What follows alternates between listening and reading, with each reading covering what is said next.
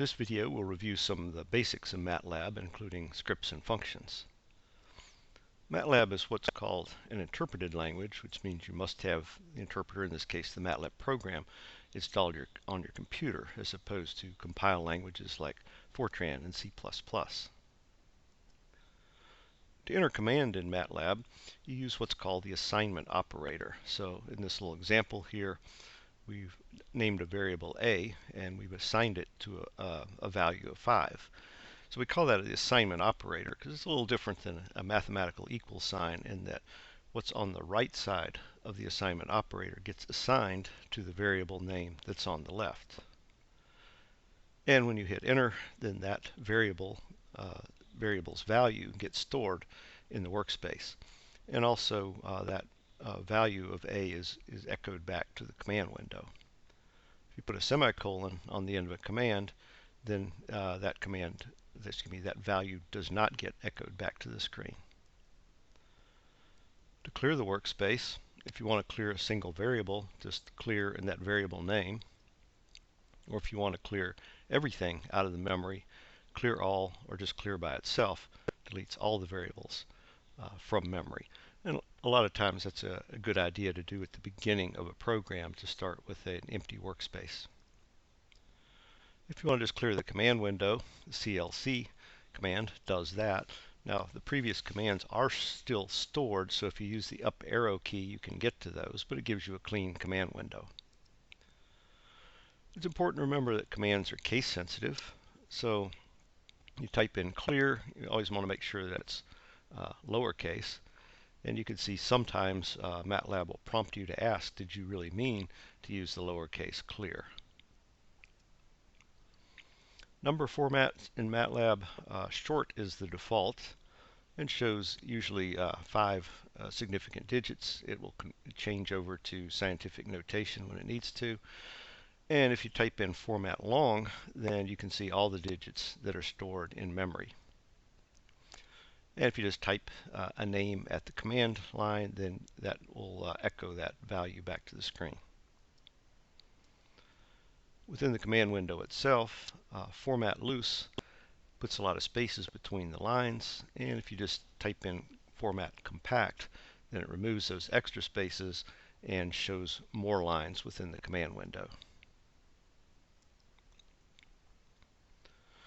A variable, as you know from mathematics, is simply a quantity that can take on different values.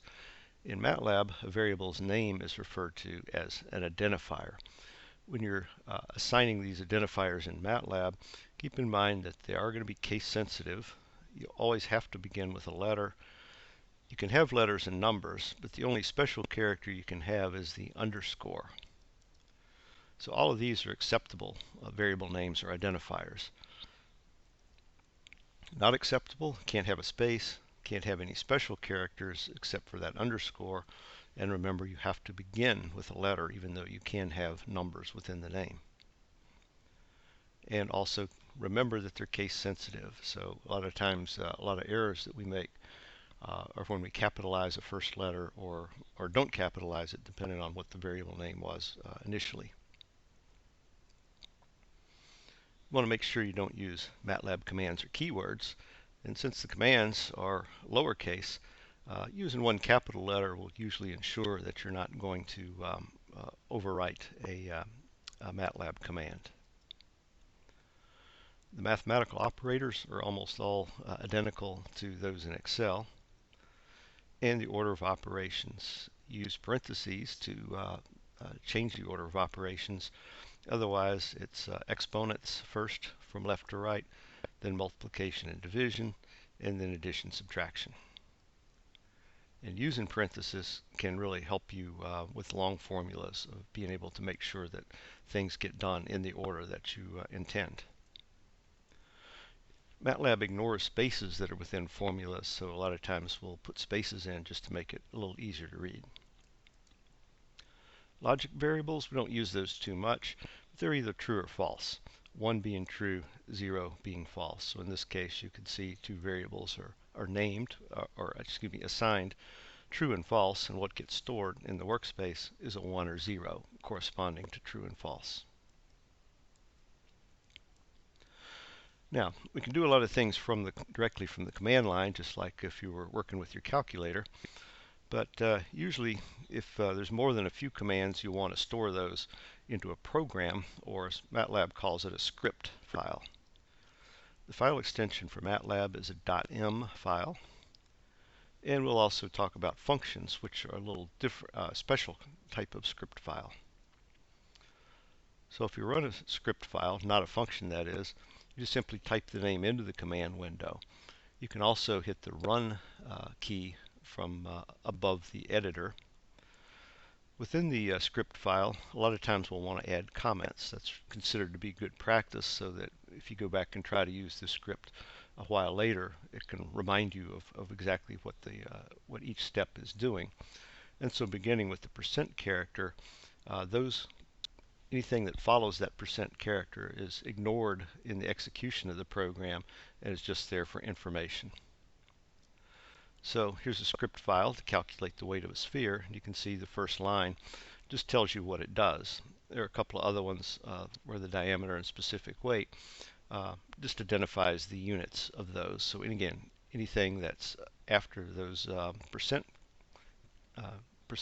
symbols are shown in green, and those mean that they're ignored in the execution of the program. Notice there's a semicolon so that the volume doesn't get printed to the screen. And because the semicolon is left off of the weight assignment, it gets highlighted there, so MATLAB's trying to remind you that that will get printed to the screen. Now, if you have long commands, you can put an ellipsis at the end of a line. So there's all on one line, and that same command broken up onto two lines with the ellipsis, showing that there's a continuation of that command. A custom function just means that it's a function that you've written as opposed to built-in functions. And we call the inputs to the function arguments, and from that outputs come out. So the first line of the function starts always with the word function, lowercase, then what gets output equals the function name, and then in parentheses the arguments or the inputs to the function. So let's look at an example function here. This one is going to calculate the weight of a sphere given its diameter and its specific weight. So the first line, of course, always begins with function. The output here is going to be weight. If there's more than one variable to be output, you put those in square brackets. The function name, sphere weight, comes after the equal sign, and then in parentheses the arguments or the input quantities of the function. And you have to save that with the same name as you specified in that first line. If you add some comments immediately after the first line, then when you go back later to say what does that function do, if you use help followed by the function name, then those comments get echoed back to the screen. When you want to run the function, you can't just hit the run key because you need to specify those inputs or the arguments. And so type the function name in, and when you open the first parenthesis, you get prompted for what you're supposed to put in there, just like Excel does. And one of the nice things about functions is that a lot of times you will use those as a subroutine in another script. And so nothing gets stored within the workspace except for the temporary variable, which is answer ANS.